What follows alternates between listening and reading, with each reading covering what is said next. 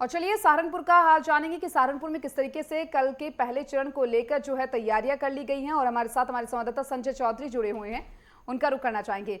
संजय, क्योंकि देखिए पहले चरण का कल मतदान है, क्या कुछ तैयारियां सहारनपुर में कर ली गई है? सबसे पहले तो वही आपसे जानना चाहेंगे। जी देखिए, बताना चाहूंगा सहारनपुर में प्रथम चरण में कल सुबह मतदान होना है, जी। जिसके लिए सब प्रशासन ने पूरी तैयारियां कर ली हैं। सभी पोलिंग पार्टियां अपने अपने गंतव्य पर पहुंच गई हैं। तस्वीरों में आप देख सकते हैं कि किस तरीके से तैयारियां की गई हैं। सभी जो पोलिंग पार्टियां हैं वह भी अपने गंतव्य पर पहुंच गई हैं और अपनी तैयारियों को अंतिम रूप देने में लगी है। इसके साथ ही निर्भीक तरीके से चुनाव संपन्न कराया जाए, इसके लिए प्रशासन ने भी पूरी तैयारियां की गई है। बात सहारनपुर की जाए तो यहाँ पर 7 विधानसभाएं हैं, जिसमें से 5 विधानसभा सहारनपुर लोकसभा सीट पर लगती है और 2 कैराना लोकसभा सीट पर लगती है, जिसके लिए सुबह से ही सहारनपुर से पोलिंग पार्टियां रवाना हो गई थी और अपने अपने गंतव्य पर पहुंच रही थी। बात प्रशासन ने की जाए तो प्रशासन ने पुलिस के सिवाय अर्धसैनिक बलों को भी लगाया है और पीएससी को भी इसके लिए लगाया है, ताकि शांतिपूर्ण तरीके से निर्भीक होकर सब मतदाता अपने मताधिकार का प्रयोग कर सके। जी, हमारे साथ हरिद्वार से भी हमारे संवाददाता राजकुमार पाल जुड़ चुके हैं, उनका भी इस तरह रुख करना चाहेंगे। राजकुमार, हरिद्वार में क्या कुछ तैयारियां की जा रही है? पहले चरण का मतदान है, क्या कुछ तैयारियां पूरी कर ली गई हैं? देखिए, बिल्कुल आपको बताना चाहेंगे कि कल जो है मतदान होना है। 20 लाख से ज्यादा हरिद्वार जनपद पर लोकसभा सीट में जो है मतदाता है, इनको लेकर जो है प्रशासन ने पूरी तैयारी कर ली है। और यहाँ पर जो बूथों की संख्या है 1761 जो बूथ है, उनमें 861 मतदेय स्थल है। यहाँ पर पहुंचने का सिलसिला पोलिंग पार्टियों का शुरू हो चुका है। लगातार पोलिंग पार्टियां जो है मतदान स्थलों के लिए यहाँ से रवाना की जा रही है। पुलिस प्रशासन की तरफ से यहाँ पूरी व्यवस्था की गई है।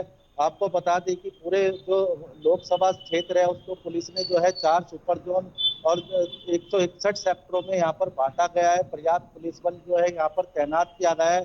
लगातार जो है मतदाताओं को जागरूक करने का काम भी यहाँ पर प्रशासन के द्वारा किया जा रहा है। वहीं आपको बता दें कि कल जो पोलिंग होनी है, वोटिंग होनी है, उसको लेकर जो है प्रशासन ने सभी तैयारियां पूरी कर ली हैं। लोकसभा सीट में जो हरिद्वार में 20 लाख से ज्यादा वोटर है, उनके लिए यहाँ पर सुचारू रूप से व्यवस्था की गई है।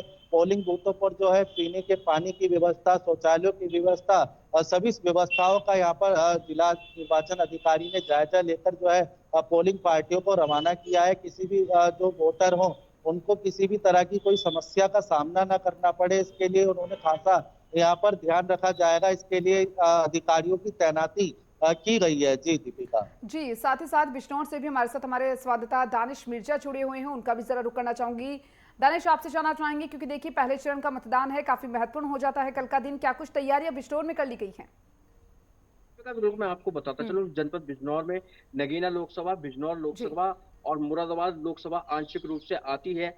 तीनों ही लोकसभा के लिए लगभग यहाँ 8 विधानसभाएं इनमें आती हैं, जिनमें 4 रवानगी स्थल बनाए गए हैं, जिनको लेकर पार्टियां यहाँ से निकलने स्टार्ट हो गई हैं। ईवीएम और अन्य सामग्री को लेकर कलेक्ट करके पार्टियां यहाँ अपने रूट चार्ट के हिसाब से अलग अलग बसों में मतदान स्थल के लिए निकल चुकी है और लगभग प्रशासन ने तैयारियां यहाँ पर पूरी कर ली है। अगर हम सुरक्षा की बात करें तो सुरक्षा की दृष्टि से पुलिस यहाँ चप्पे चप्पर पर तैनात रहेगी। हर मतदेय स्थल पर जो है हर सुरक्षा का पुख्ता इंतजाम किए गए हैं। और रही बात मतदाता की, तो मतदाता के लिए प्रशासन ने भी यहाँ खास इंतजाम किए हुए हैं। बिल्कुल, अगर हम बात करें व्हील चेयर से लगाकर और पेयजल तक की, यहाँ प्रशासन ने पूर्ण रूप से सुरक्षा कर रखी है और बिल्कुल निर्भीक तौर पे और निष्पक्ष तौर पे यहाँ पर मतदान होगा। ये सब कुछ कहना यहाँ के अधिकारियों का है। जी दीपिका।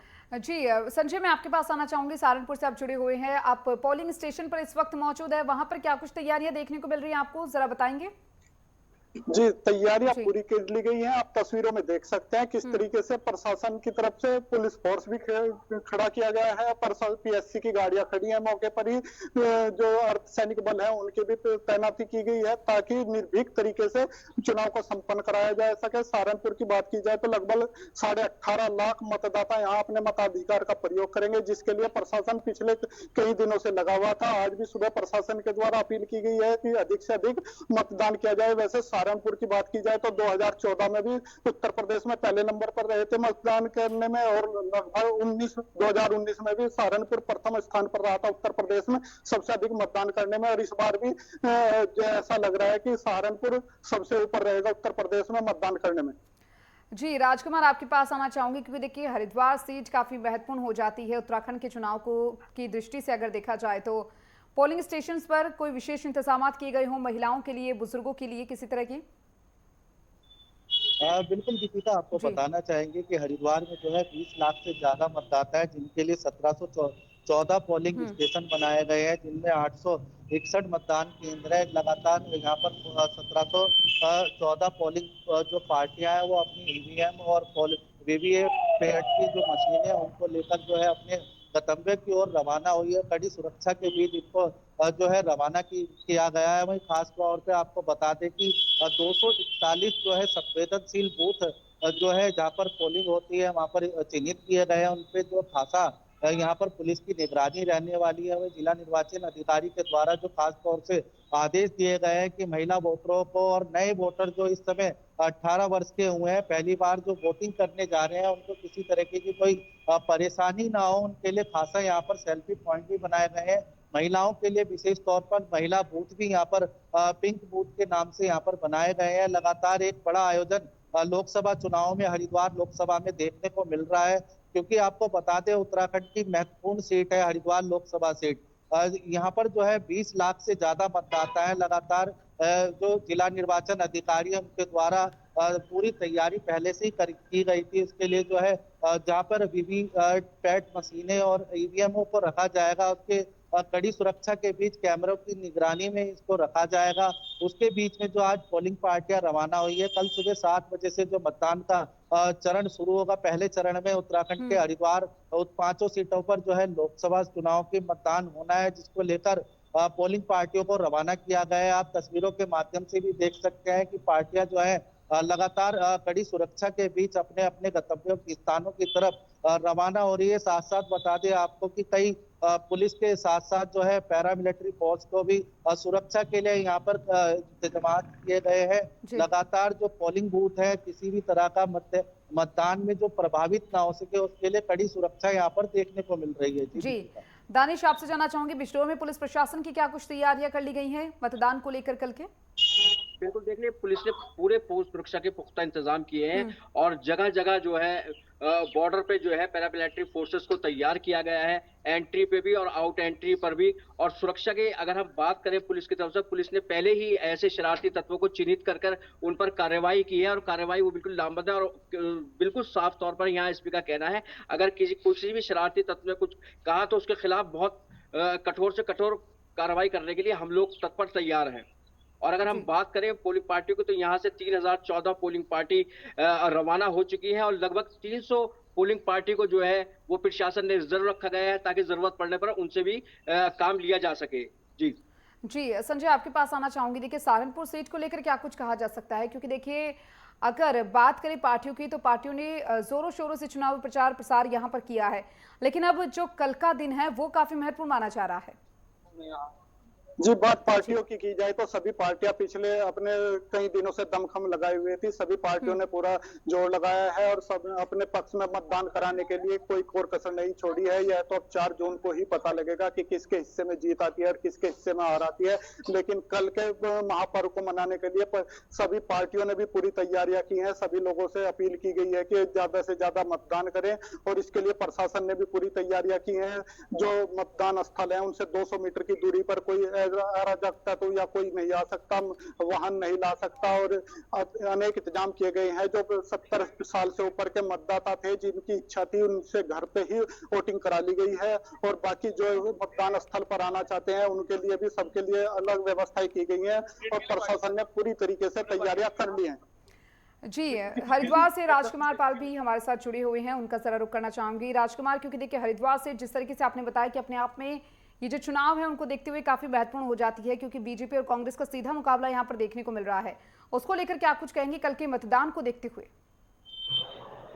बिल्कुल दीपिका, आपको बताना चाहेंगे कि हरिद्वार लोकसभा सीट जो है उत्तराखंड की 5 लोकसभा सीटों में विशेष तौर पर देखी जाती है, क्योंकि 2019 में यहाँ पर जो है 72% से ज्यादा यहाँ पर वोटिंग हुई थी, जिसको लेकर प्रशासन ने पूरी तैयारी कर रखी थी। उसी को लेकर जो कल जो वोटिंग होनी है, पहले चरण के मतदान होना है, उसको लेकर जो है कई पार्टियां जो है चुनावी मैदान में है। खास तौर पर देखा जाए तो पूर्व मुख्यमंत्री त्रिवेंद्र सिंह रावत जो है बीजेपी से हरिद्वार में चुनाव लड़ रहे हैं। उसके साथ साथ कांग्रेस से जो है हरीश रावत के बेटे वीरेंद्र रावत चुनावी मैदान में।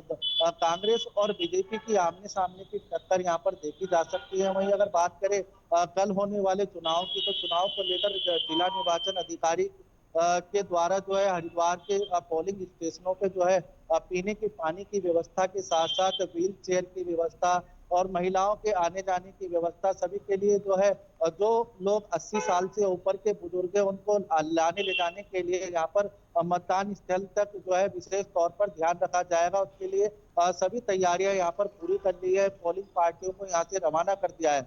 वहीं अगर बात करें 2019 लोकसभा चुनाव की, तो यहाँ पर बीजेपी के जो डॉक्टर रमेश पोखरियाल निशंक है वो चुनाव जीते थे। उनसे पहले भी 2014 के लोकसभा चुनाव में भी डॉक्टर रमेश पोखरियाल निशंक यहाँ से चुनाव जीते थे।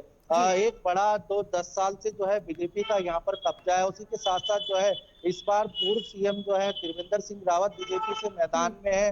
लगातार उनकी कई रैलियां हुई है। पीएम मोदी भी उनकी रैली में हरिद्वार लोकसभा क्षेत्र में आए थे। उसको लेकर यूपी के सीएम जो है योगी आदित्यनाथ भी यहाँ पर रैली करने आए थे। एक बड़ा आयोजन यहाँ पर देखने को मिला था। इसी के साथ साथ कल का दिन बेहद महत्वपूर्ण हो जाता है, क्योंकि जब वोटिंग होती है मतदाताओं के अंदर क्या होता है रुझान आने के बाद राजकुमार, बहुत बहुत शुक्रिया तमाम जानकारी आपने साझा की। आप तीनों संवाददाताओं का बहुत बहुत शुक्रिया। आपने बताया कि किस तरीके से कल का जो मतदान है वो कितना महत्वपूर्ण होने वाला है। आगे बढ़ेंगे। लोकसभा चुनाव के पहले चरण में 21 राज्यों की 102 लोकसभा सीटों पर मतदान होगा। पहले चरण में कुल 1625 प्रत्याशी चुनावी मैदान में उतरे हैं। एनडीए और इंडिया गठबंधन दोनों के लिए पहला चरण काफी अहम माना जा रहा है। हाई प्रोफाइल सीटों पर सभी की निगाहें हैं। इस रिपोर्ट में देखिए।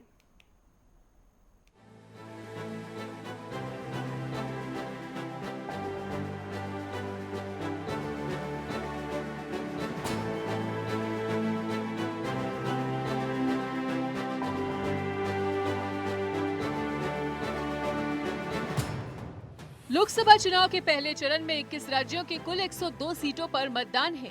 पहले चरण में कुल 1625 प्रत्याशी चुनावी मैदान में हैं। जाने कि किस राज्य की कितनी सीटों पर पहले चरण में हो रहा है मतदान। पहले चरण में तमिलनाडु की 39 सीटों पर मतदान, उत्तराखंड की 5 सीटों पर मतदान, मणिपुर, अरुणाचल प्रदेश और मेघालय की 2-2 सीटों पर हो रहा है मतदान। मिजोरम, पुडुचेरी, सिक्किम और लक्षद्वीप की 1-1 सीट पर मतदान। नागालैंड, अंडमान और निकोबार द्वीप समूह की भी 1-1 सीट पर मतदान। जम्मू कश्मीर, छत्तीसगढ़ और त्रिपुरा में भी 1-1 सीट पर मतदान। राजस्थान में 12, यूपी में 8 और एमपी में 6 सीटों पर मतदान।